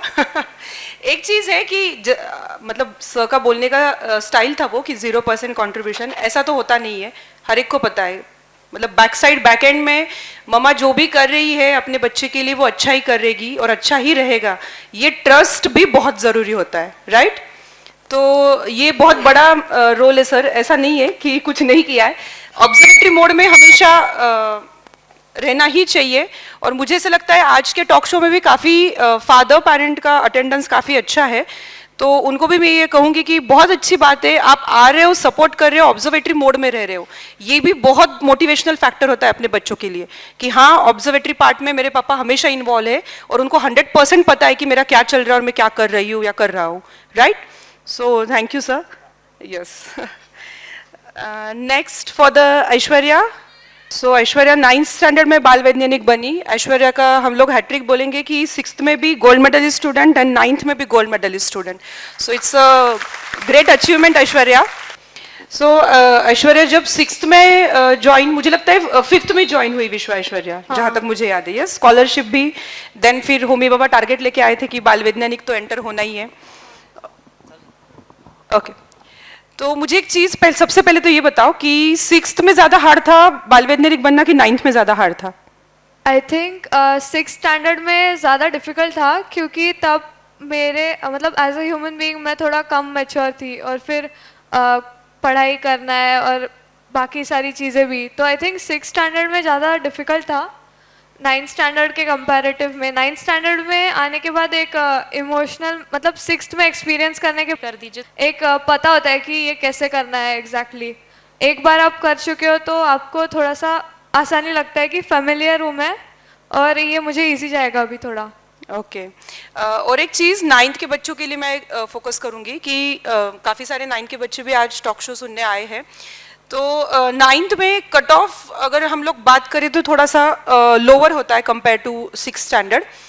9th में काफ़ी डाइवर्जन फैक्टर्स आ जाते हैं बच्चों के लाइफ में, गैजेट तो है ही, उसके साथ एक होता है कि कोई फाउंडेशन के लिए फोकस हो जाता है, कोई कॉम्पिटिटिव के लिए फोकस होता है, तो अलग अलग चीज़ें होती है। तो 9th में कंपैरेटिवली क्वालिफाई करना इजी हो जाता है, एंड बाल वैज्ञानिक तक पहुंचने का जर्नी तो एक इम्पॉर्टेंट है कि थ्योरी लेवल जितना मैक्सिमम नंबर्स लेके स्कोर करो उतना बेनिफिट कर देगा, लास्ट तक वो कॉन्फिडेंस दे देगा आपको बाल वैज्ञानिक बनने का, राइट? यस। सो ऐश्वर्या के लिए क्वेश्चन है कि ऐश्वर्या आप स्टडी के टाइम पे थोड़ा सा मतलब नोट्स निकालना या फ्लो चार्ट ड्रॉ करना, या हम लोग बोलेंगे कि स्मॉल विजुअल्स जो बोलते हैं कि ड्राइंग के साथ लेबलिंग करना इमेजेस एंड ऑल, तो ये पैटर्न आपका स्टडी का थोड़ा बहुत रहा है जितना मुझे याद आ रहा है, राइट? तो इसका बेनिफिट आपको कैसे हुआ ओवरऑल जर्नी में? तो जब भी मैं पढ़ाई करने को बैठती थी होमी बाबा के लिए, या फिर अभी भी इन जनरल ग्रेड 10 में एग्ज़ाम्स होते हैं तो तब तो मैंने ऐसे हैबिट बना के रखी थी कि जब भी मैं पढ़ रही हूँ, फर्स्ट टाइम जब भी मैं रीड कर रही हूँ तो मैं उसके नोट्स निकालूँ, ताकि मुझे पता है कि उस चैप्टर में एग्जैक्टली क्या है, मैंने क्या लिखा है, और फिर मुझे इजी जाता है जब मैं रिवाइज करती हूँ। तो पूरा चैप्टर अगर एक पेज पे होगा तो उतना एक पेज देखने से मेरा चैप्टर रिवाइज हो जाएगा, इसलिए। तो ये मतलब एक टाइम मैनेजमेंट में हेल्पफुल रहा कि Yes. कम टाइम पे ज्यादा से ज्यादा आप आउटपुट निकाल सकते हो अगर नोट्स खुद की बनाए तो, राइट? यस। यस, विजुअल्स भी एक बहुत अच्छी टेक्निक है for the study. Visual means what कि आप कुछ ड्रॉ कर रहे हो और वहीं पे उसको लेबल कर दे रहे हो, तो एक पूरा टॉपिक जो 5-6 पेजेस का है वो विद इन 1 पेज कंप्लीट हो जाता है, और फास्ट रिवीजन के लिए फास्ट ट्रैक मोड रिवीजन ये लास्ट में बहुत ज़रूरी है, तो उसके लिए काफ़ी हेल्पफुल रहता है। तो अभी भी टाइम नहीं गया है, मतलब आप अभी भी उस चीज़ पे फोकस कर सकते हो बाकी students. Yes yes Aishwarya? Yes ma'am. Yes, okay, so thank you. आप और कुछ बोलना चाहोगे आपके जर्नी में, एक्सपीरियंस पूरा आपका जर्नी का? आई थिंक मुझे बस इतना ही बोलना है कि जो टेस्ट पेपर्स और क्वेश्चन बैंक्स होते हैं उन पे थोड़ा मतलब थ्योरी आपका होने के बाद क्वेश्चंस पे ज़्यादा अपने फोकस करना चाहिए, क्योंकि आपको एक बार आइडिया आ जाता है कि कितने टाइप के क्वेश्चंस आ सकते हैं फिजिक्स में या फिर केमिस्ट्री बायोलॉजी में, कौन से ऐसे कितने टाइप्स है कि ऐसे टाइप का क्वेश्चन आ सकता है एग्जाम में, तो फिर आप उस माइंडसेट से प्रिपेयर करने लगते हो। Okay, good, nice, thank you. Thank you. Next question Aishwarya की मदर के लिए। मैम एज यूजुअल जैसे यहाँ पे जितने भी स्टूडेंट्स बैठे हैं ना, उनमें मेजर कंट्रीब्यूशन पेरेंट्स का है, मैं अगेन एंड अगेन बता रही हूँ। तो मैम का contribution like not only ma'am, Ingoli family we can say, उसके दादाजी भी बहुत एक्टिव है और हर एक स्टेप में मतलब दादाजी भी बहुत सपोर्ट करते, प्रोजेक्ट में भी काफ़ी सपोर्ट रहा उनका भी।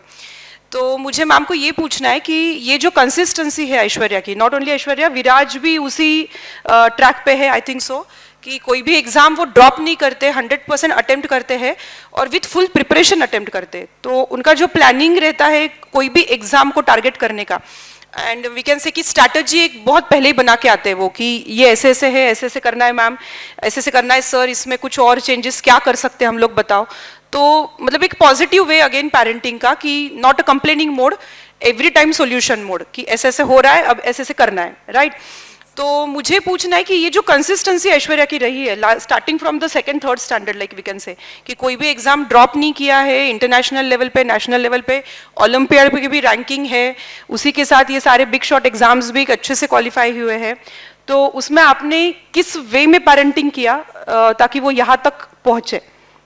हेलो, मैं आज सब पेरेंट्स से कहना चाहूँगी कि बच्चा जो होता है एक पेरेंट्स के लिए बहुत इम्पोर्टेंट होता है, क्योंकि सब पेरेंट्स का भी यहाँ पे जितने भी पेरेंट बैठे हैं तो उन सबको लगता है कि मेरे बच्चे ने इस एग्ज़ाम में बहुत अच्छा अचीव करना, सबका यही सपना रहता है कि उसने अभी ये होमी भाभा क्रैक करना ही चाहिए।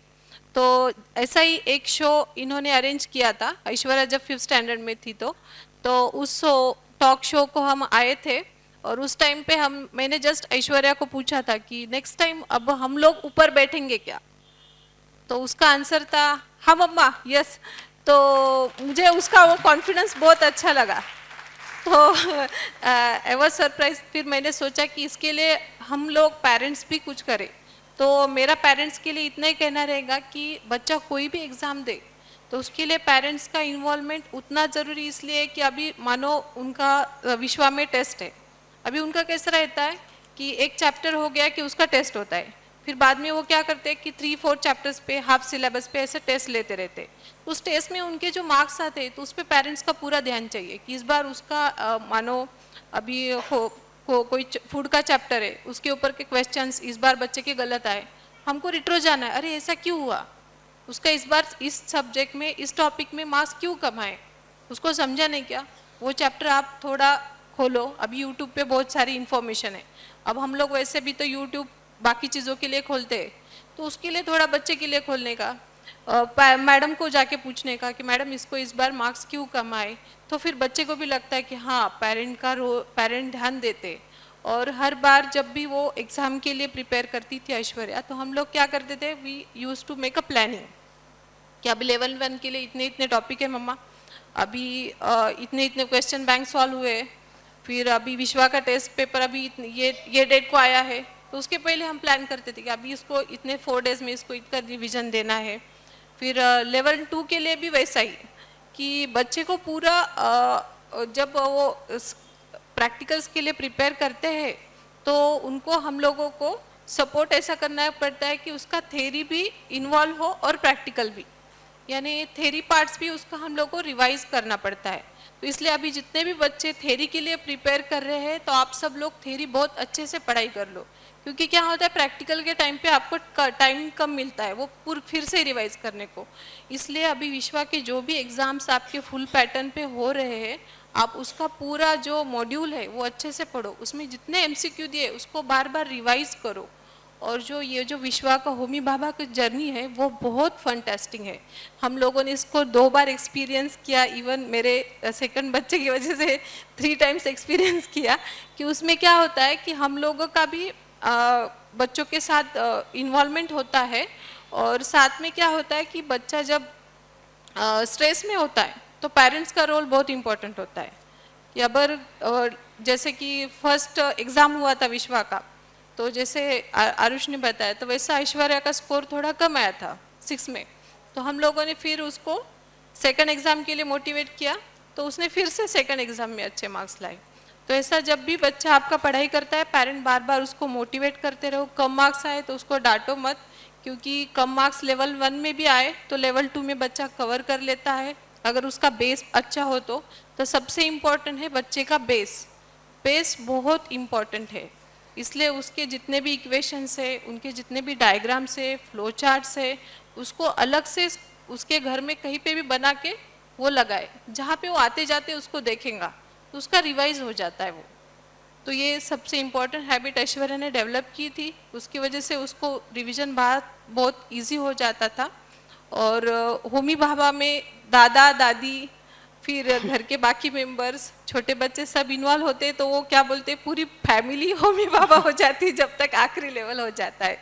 और सबसे इम्पोर्टेंट रश्मि मैम और नितिन सर जो भी टिप्स देते हैं, उनके बार बार हम लोगों के साथ इंटरेक्शन होते कि आप ये इस लेवल के लिए ऐसा प्रिपेयर करो, अभी बच्चा यहाँ पे है, तो उनका उस चीज़ पे हम लोगों को बहुत ध्यान देना है कि जब भी उनका मैसेज आता था कि अभी ये कराओ, तो हम लोग एज अ पेरेंट हर बार बच्चों को जस्ट पूछना है कि इसमें क्या प्रॉब्लम है। तो डेफिनेटली आप सभी मेरा ऐसा विश रहेगा कि आप सब लोग इस स्टेज पे डेफिनेटली आएंगे और विश्वा का नाम और ऊंचा जाएगा। Thank you ma'am. मैम के टॉक में मैम ने 2-3 चीज़ें बहुत ही पॉजिटिवली बताई कि यस, गैजेट का यूटिलाइजेशन बच्चों को सिखाना है, बट उनके स्टडीज़ के लिए कैसा हो वो हम लोगों को डेफिनेटली सिखाना है। कोई भी चीज़ से हम दूर नहीं भाग सकते, उसको हमको इंट्रोड्यूस करना ही है बच्चों को, बट प्रॉपर वे में किया जाए और प्रॉपर टाइम के लिए किया जाए, राइट मैम। दूसरी और एक चीज़ की जो वॉल पे उन्होंने बताया फंडा की short notes flow chart stick करके रख सकते हो आप, ये भी एक अच्छा फंडा है। दूसरी बात, मुझे ऐसा लगता है लास्ट ईयर का स्टूडेंट था एक, उसने एक टारगेट रखा था। उसने क्या किया था, उसके कबर्ड जब ओपन करते ना तो राइट हैंड साइड पे लिख के रखा था बड़ा इसमें कि टारगेट बाल वैज्ञानिक, तो उसको डेली याद रहता था कि मुझे वो टारगेट को अचीव करना है। तो you can do that also, मतलब एक बच्चों को सेल्फ मोटिवेशन जो मिले, सेल्फ मोटिवेट रहे बच्चे हमेशा, तो ऐसे अलग अलग टेक्निक हम लोग भी यूज कर सकते हैं कि उनको याद दिलाया जाए, ना कि बोल के विजुअलाइज करा के उनको एवरी टाइम। तो ये भी एक चीज़ आप करवा सकते हो। सो it's a very nice thing. अभी मैं एक 5 मिनट्स दूंगी सिर्फ, जो नीचे बैठे हैं पेरेंट्स या स्टूडेंट, किसी को भी अगर कुछ क्वेश्चन पूछना है, ये पेरेंट्स हो स्टूडेंट्स को, तो वेलकम है। मुझे लगता है यहाँ पे रोटेशन में जो भी इसको भी पूछना है हैंड रेज कर सकते हो। यस, मुझे लगता है हम स्टार्ट वहाँ से करें, रो वाइज एक ही क्वेश्चन पूछेंगे, क्योंकि ऑलरेडी जब टॉक शो होता है ना तो इतने अच्छे स्पीकर अगर हो तो आपके सभी डाउट्स लगभग क्लियर हो चुके होंगे, बट कुछ डाउट स्टिल होते हैं। तो इस रो में कोई किसी को डाउट होगा स्टडी रिलेटेड, पेरेंटिंग रिलेटेड, तो आप प्लीज इन शॉर्ट पूछ सकते हो। एनीवन? यस, फ्रंट यहाँ पर।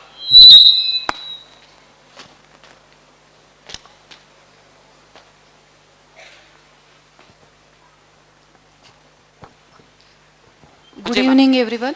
मेरा क्वेश्चन ऐश्वर्या से है। आपने 2 बार गोल्ड मेडल अचीव किया है, तो मुझे ये बताइए कि अब 20 डेज ही बचे हैं, तो आपका भी ये जर्नी रहा होगा तब, तो आपने कैसे मतलब वो अचीव करने के लिए गोल्ड मेडल लास्ट में क्या स्टेप्स लिए? जैसे कि प्रैक्टिस पेपर तो चल ही रहे थे, लेकिन पर्सनल लेवल पे आपने और क्या मेहनत की थी?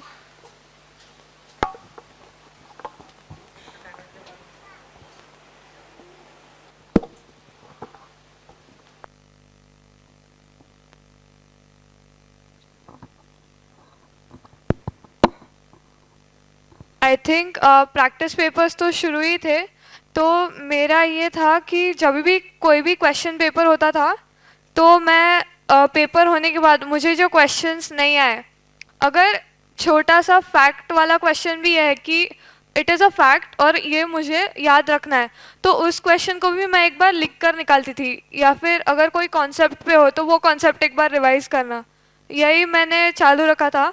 और लास्ट के 1 वीक में आई थिंक मैंने सबसे ज़्यादा रिवीजन की थी कि बार बार टेक्स्ट बुक्स, स्टेट बोर्ड के बुक्स और विश्वा के बुक्स मैंने रीड किए थे। ओके, एक बहुत अच्छा पॉइंट बताया उसने कि पेपर एनालिसिस, ये अभी लास्ट में डेफिनेटली होना चाहिए।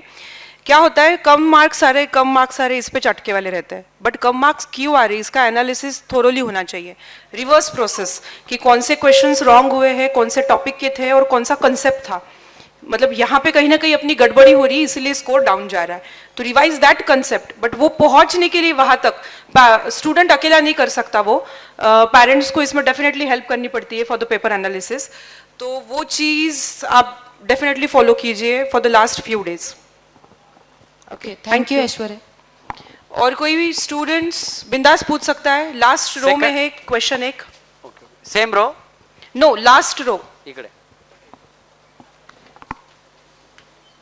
इट्स सुमित, यस इसका और एक लास्ट क्वेश्चन करेंगे। Yes, one more question only.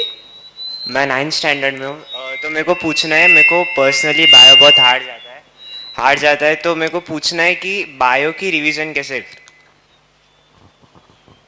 Bio is मतलब मैंने तो बायो को ऐसे समझ के ही किया था कि ये चीज़ है, इसमें हम ज़्यादा वर्किंग पे नहीं ध्यान देंगे, ऐसे पढ़ाई करेंगे कि ये याद कर लेना है, अभी समझना, लाइक जो भी कॉन्सेप्ट है उसको मैं यूजुअली बायोलॉजी के लिए याद कर लेती थी इंस्टेड ऑफ अंडरस्टैंड तो करना ही है, पर इतना नहीं कि मतलब मुझे भी पर्सनली बायोलॉजी थोड़ा हार्ड जाता था, तो मैं उसको ट्राई करती थी कि लर्न कर लेंगे इसको ताकि इजी जाए।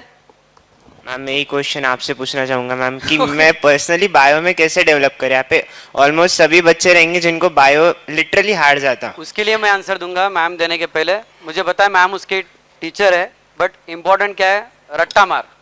आने वाले 20 दिन है, 20 दिन के लिए तू अगर सोचेंगे मैं डॉक्टर के जैसे पढ़ाई करूंगा तो दैट इज प्रैक्टिकली इम्पॉसिबल। रट्टा मार, शॉर्ट नोट्स, डेफिनेशन कुछ होती है, कुछ इंपॉर्टेंट पॉइंट्स होते हैं, लास्ट 20 डेज की स्ट्रेटेजी। इंटरप्ट करूंगी, माइक लीजिए, आवाज नहीं आ रहा है। माइक नहीं आ रहा है? हाँ। ठीक, उसके पास दे दो, मैं दूसरा ले लो। लास्ट क्वेश्चन उस साइड से। Yes, one more add on करूंगी। रटना तो है, बट वो क्या रट रहे हो वो पता भी होना चाहिए, तो थोड़ा सा मतलब अंडरस्टैंडिंग वाला रटना रखो थोड़ा। और दूसरी चीज कि जितना आप रिटर्न वर्क में जाओगे ना बायो में, उतना बढ़ते चलेगा। कोई रॉकेट साइंस नहीं बायोलॉजी, जो है वो है, कुछ चेंज नहीं कर सकते तुम बॉडी में तुम्हारे, बराबर है ना, कोई एनिमल के। तो वो याद तो रखना है आपको, but with diagrams, with writing practices थोड़ा ज्यादा अच्छा होता है। बच्चों की क्या टेंडेंसी होती है कि सिर्फ पढ़ना है, पढ़ के कुछ नहीं होता, सिर्फ पढ़ोगे पढ़ोगे पढ़ोगे तो सिर्फ पढ़ते ही रहोगे। दिमाग में फिक्स होना है या नहीं होना है, उसके लिए थोड़ा सा नोट्स पैटर्न, थोड़ा सा writing format, tabular format, flow chart format, ये डेफिनेटली करना है आपको। उसके सिवा आपको ध्यान में नहीं रहेगा कि आपने क्या पढ़ा था, ठीक है। तो ये चीजें डेफिनेटली करनी चाहिए for improving the biology. Last question, last 1 minute, कोई है last question? Yes sir. Madam माझा प्रश्न पेरेंट्ससाठी आहे, हे सगळे खरंच खूपच सिन्सिअर आहेत का? म्हणजे घरी मस्ती करणं किंवा लहान मुलांशी भांडण करणं किंवा तुम्हाला त्रास देणं हा प्रकार पूर्ण वर्षभरात झालाच नाही का? कारण काय होईल ना, घरी गेल्यानंतर प्रत्येक पालक त्यांच्या मुलाला म्हणणार आहे, अरे काय हे बघ ते मुलं किती सिन्सिअर आहेत, ते बिलकुल भांडणं करत नाही, ते कोणती मस्ती करत नाही, छान question, sir. ठेवतात. तर सांगायचं तात्पर्य हे की थोडंसं मॅडम हे पण शेअर करा की हे खेळत पण होते, मस्ती पण करत होते, थोडा त्रास पण देत होते, आम्ही बाहेर फिरायला पण जात होतो, म्हणजे ह्या गोष्टी पण येऊ द्यात मुलांना. नाही तर काय होतं ना की बाकीचे मुलं जे आहेत त्यांना काय, त्यांना वाटतं की यार आपण म्हणजे खरंच खूप मागे आहोत का, किंवा म्हणजे काहीतरी वेगळे आहोत का. तर ते एक थोडंसं येऊ द्या की खरंच हे वेगळे आहेत हे पण सांगा, म्हणजे जेणेकरून काय होईल की आम्हालाही इम्प्रूव्ह करायला, घरी मुलांकडे लक्ष द्यायला. कारण आता मी माझ्या मुलाचं बघतो मॅडम, अथर्वचा मी वडील आहे, तर तो पहिल्या 2-3 मध्येच असतो, हुशार आहे तो, प्रत्येक परीक्षा देतो, क्लास. मॅडम तो पिसादेवीवरून विश्वाला एकटा रिक्षाने येतो बरं का, पण घरी इतका मस्ती करतो तो, त्याची आई 24 तास रागवत असते. तर फक्त ह्या गोष्टी ज्या आहेत ना, की मला काय म्हणायचं, म्हणजे मला असं वाटतं की तो त्याच्या वयानुसार बरोबर करतो, की मुलांनी खेळायला गेलं पाहिजे, मुलांनी मस्ती केली पाहिजे, थोडं म्हणजे सगळ्याच गोष्टी आल्या पाहिजे मुलांना, तर म्हणजे त्या that is the holistic development ज्याला आपण म्हणू. तर हे मुलं खेळायला जात होते नव्हते ह्या सगळ्या गोष्टी पण मॅडम शेअर करा. Yes, thank you. कोण शेअर करेगा? हॅलो हॅलो मुलांना खेळायला आणि इतर गोष्टींसाठी किती वेळ द्यायला हवा, तर माझ्या आमच्याकडे असं आहे की मुलांना अभ्यास, त्याच्यासोबत त्यांचं जेवण, म्हणजे त्यांचं डाएट खूप व्यवस्थित असणं आणि स्पोर्ट्स ॲक्टिव्हिटी, ह्या 3 गोष्टीवर खूप भर पाहिजे पॅरेंट्सचा. म्हणजे आपण जसं ऐश्वर्या कुठली एक्झाम द्यायची असो, काही असो, पण तिचं डेली स्पोर्ट्स, ती लॉन टेनिस खेळते, तर डेली ती 1.5 hour डेली रोज रोज ती खेळायला जायची आणि घरामध्ये तिचा छोटा भाऊ आहे त्याच्यासोबत त्यांचं रोज एक तरी युद्ध व्हायचंच आणि त्या युद्धाचे साक्षीदार आम्ही असतो रोज. त्याच्यामुळे मुलांना मस्ती पण करू द्या, खेळू द्या त्यांना आणि सोबत त्यांना कुठल्याही ज्या स्पोर्ट्समध्ये इंटरेस्ट आहे, कारण जेव्हा आपलं म्हणजे मुलांचं माइंड फ्रेश होतं खेळून आल्यानंतर, पण तो 1 तास त्यांना पूर्ण मन लावून खेळू द्या. नाही तर काय होतं 15 मिनिटं आपलं लेकरू काहीतरी खेळायला आणि आपण परत त्याला म्हणालो अभ्यासाला बस, मग त्याला डिस्टर्ब होतं सारखं. तर त्याच्यापेक्षा त्याला कोणतंही जे आवडतं, चेस असो, कॅरम असो, बॅडमिंटन असो, कोणतीही त्याची स्पोर्ट्सची ॲक्टिव्हिटी असो जी त्याला आवडते ती त्याला 1 hour डेली करू द्या. त्याचं माइंड एकदम फ्रेश होतं, त्याच्यानंतर त्याला परत इंथुझॅझमने अभ्यास करायला मिळतो. म्हणून इवन होमी भाबाच्या शेवटच्या जर्नीपर्यंत सुद्धा आम्ही सांगतो की स्पोर्ट्स ॲक्टिव्हिटी ज्या मुलांच्या आवडीच्या आहेत, चालू आहेत, त्या तुम्ही डेफिनेटली चालू ठेवा. आणि सेकंड इम्पॉर्टंट त्यांच्या फूड हॅबिट्सकडेही पॅरेंट्सनी खूप लक्ष द्यावं. जसं की त्यांना भरपूर प्रोटीन, त्याच्यानंतर जेवणामध्ये पण त्यांच्या फळं हे, कारण मुलांना पॅक फूड्सची सवय लागली तर मग त्याच्यामुळे परत मुलं वारंवार आजारी पडतात, मग क्लास बंक होतो, मग अभ्यास मिस होतो. ह्या गोष्टी व्हायला नको. म्हणून मुलांना मस्ती पण करू द्या, खेळू पण द्या आणि सोबत सोबत अभ्यासही करू द्या डेफिनेटली. सो स्टूडेंट्स, आप लोग सब खेलते थे, सारा मस्ती मजा किया है, आउटिंग किया है, सारा किया है आप लोगों ने भी? यस, सबको बताओ कि हमने भी किया है ये सारी चीज़ें, राइट. बट एक चीज़ है, सभी चीज़ें करना चाहिए, उसकी प्रायोरिटी डिसाइड करती आनी चाहिए कि कहाँ क्या प्रायर है हमारे लिए इम्पॉर्टेंट, वो पहले बच्चों को समझने आना चाहिए. और कुछ ऐसे बच्चे हैं जो छोटे, हम लोग बोलेंगे 6th, उनको ये चीज़ ध्यान में नहीं आती कि प्रायोरिटीज़ क्या है, तो वो डेफिनेटली पेरेंट्स ने वहाँ पे हेल्प करना चाहिए. और बच्चे बोलने के बाद तो ये सारी चीज़ें होने ही वाली है, राइट. लास्ट 20 डेज पे हमारा फोकस ये था कि एग्ज़ाम कैसे क्रैक की जाए और उनका क्या एक्सपीरियंस था, ये आपके साथ ज़्यादा से ज़्यादा शेयर करें. और मतलब सोचा गया था ये सारी चीज़ें आपने जो क्वेश्चन फॉर्मेट में पुट किया, वेरी गुड क्वेश्चन. कि क्या होता है ये टॉक शो होने के बाद कभी कभी उसका नेगेटिव इम्पैक्ट भी बच्चों पे ना आए कि प्रेशराइज किया जाए, तुझे जाना ही है वहाँ पे, करना ही है. ये एम कहीं पे भी नहीं है हम लोगों का. एम क्या है कि अगर आप जैसा कोई भी स्टूडेंट, नॉर्मल स्टूडेंट अगर ये चीज़ें अचीव कर सकता है, उसके लिए वो अचीवमेंट के लिए उसके पेरेंट्स उसको किस वे में सपोर्ट करते हैं, ये ओवरऑल हम लोगों को बताना है, राइट. हम लोगों को किसी को भी प्रेशराइज नहीं करना है कि आपको ये अचीव करना ही है. It's not like that. ये जर्नी है, उन लोगों ने भी एंजॉय की है, आप भी कीजिए, डेफिनेटली कीजिए. एक स्मॉल इंसिडेंट शेयर करूंगी मैं. एक 2 साल पहले की बात है. एक पेरेंट थे ऐसे ही, और बच्चा काफ़ी टॉपर, हमेशा अच्छे से मार्क्स लाना, सारी चीज़ें करना, मतलब हमेशा होता था.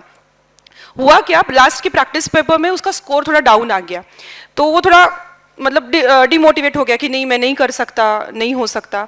तो उसके पेरेंट ने लिटरली एक मस्त होटल में लेके गए, पार्टी अरेंज की उसके लिए, उसको मोटिवेट किया कि ठीक है कि कोई बात नहीं, कम मार्क्स भी आए तो भी आप टेंशन मत लीजिए, नेक्स्ट टाइम अच्छा. हम लोग की फेलियर भी सेलिब्रेट करते आना चाहिए, तो वो भी चीज़ होनी चाहिए आपके तरफ से. इसमें और एक एड ऑन करूंगी मैं, ठीक है. और कोई भी बच्चों को प्रेशराइज नहीं करेगा घर पे जाके कि यहाँ पे बैठना है मुझे नेक्स्ट ईयर, तो तू पढ़ाई कर.